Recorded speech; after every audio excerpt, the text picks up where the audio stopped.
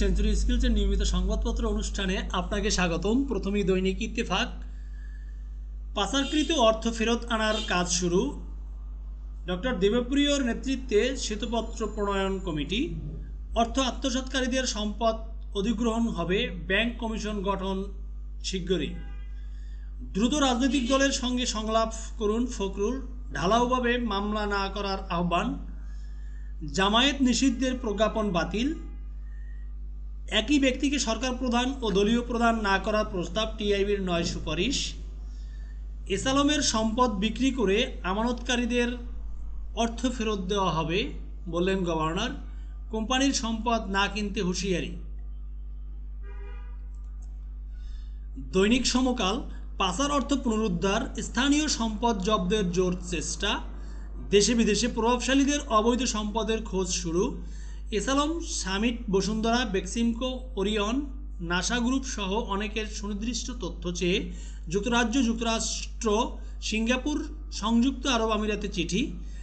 ব্যাংকের আমানতকারীর অর্থ ফেরত দেওয়ার চিন্তা, আত্মসাৎকারীর নামে বেনামে থাকা সম্পদ বিক্রি করে চলছে ব্যাংকগুলো থেকে লোপাট করা অর্থের পরিমাণ নির্ধারণের কাজ।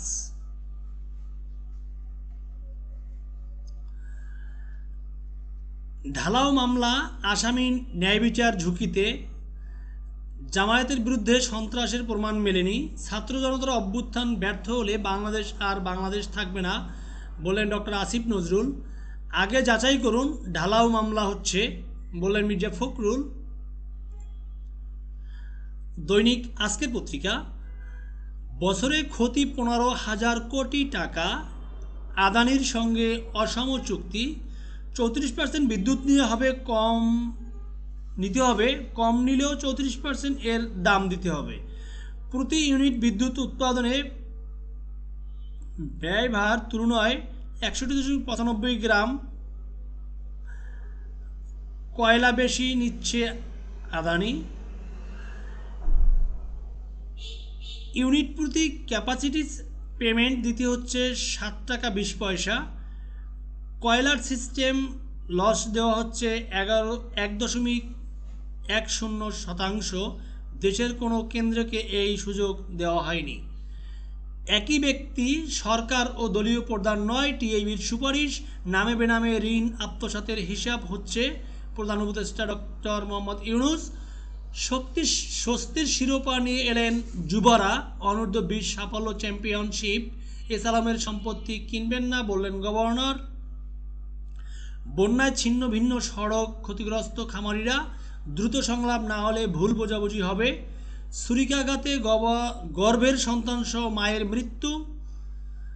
আসামি হিসেবে নাম থাকা পুলিশ কর্মকর্তারা কাজে নেই। 27 দিনের মাথায় নিষেধাজ্ঞামুক্ত হলো জামায়াত। ভবন ভেঙে পড়ার শঙ্কায় আটকে উদ্ধার তৎপরতা। গাজীর কারখানায় আগুন। দৈনিক যুগান্তর। নোয়াখালীতে পরিস্থিতি অপরিবর্তিত, বন্যার পানি কমলেও দুর্ভোগ পাহাড়সম। প্লট, বাড়ি, জমির নেশায় গোটা পরিবার। অবৈধ সম্পদের অনুসন্ধানে দুদক। অতিরিক্ত ডিআইজি মাসুম। 2 মেয়াদের বেশি প্রধানমন্ত্রী নয়, নতুন বাংলাদেশ গড়তে 55 সুপারিশ টিআইবির। জামায়াত ও ছাত্র শিবির নিষিদ্ধের আদেশ বাতিল। এসালামের মতো ব্যাংক লুটেরা পৃথিবীতে নেই, সংবাদ সম্মেলনে গভর্নর। বিশেষ তহবিলের সার্কুলার দ্রুত চান ব্যবসায়ীরা। পোশাক খাত। প্রভাবশালীদের টাকা আত্মসাতের হিসাব হচ্ছে প্রধান উপদেষ্টার প্রেস উইংসের বিজ্ঞপ্তি। বাংলাদেশের এভারেস্ট জয়। দৈনিক দেশ রূপান্তর। 2,34,000 কোটি পরিচালকদের ব্যাংক ঋণ। বন্যা আসে দ্রুত, যায় ধীরে। দুর্গত এলাকায় খাদ্য সংকটে শিশুরা। জামায়াত শিবির নিষিদ্ধের আদেশ প্রত্যাহার। দুবারের বেশি নয় প্রধানমন্ত্রী, টিআইবির প্রস্তাব। তারুণ্যের হাত ধরে শ্রেষ্ঠত্ব। ভবন ধসের আশঙ্কা, উদ্ধার নিয়ে শঙ্কা। গাজী টায়ার্স কারখানায় আগুন। বিদ্যুৎ জ্বালানি খাতেও আসছে ছাত্র প্রতিনিধি। বাবা না ফিরলে খাবে না লামিয়া। এসালামের সম্পত্তি বিক্রি করে টাকা ফেরত গভর্নর। আশা করি সাকিব গ্রেপ্তার হবে না, আইন উপদেষ্টা বললেন। আমরা তো ১/১১ কথা ভুলে যাইনি, বললেন ফখরুল। বাংলাদেশ প্রত্যেক দিন আন্তর্জাতিক খবর।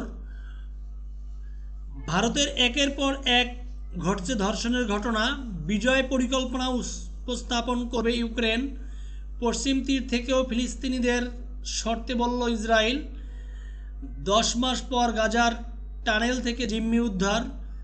মহাসাগরে লুকিয়ে রাখা হয়েছে সেই বিমান MH370K রকেট লঞ্চারের উৎক্ষেপণ। আপনাদের সবাইকে ধন্যবাদ এতক্ষণ সেঞ্চুরি স্কিলসের সাথে থাকার জন্য।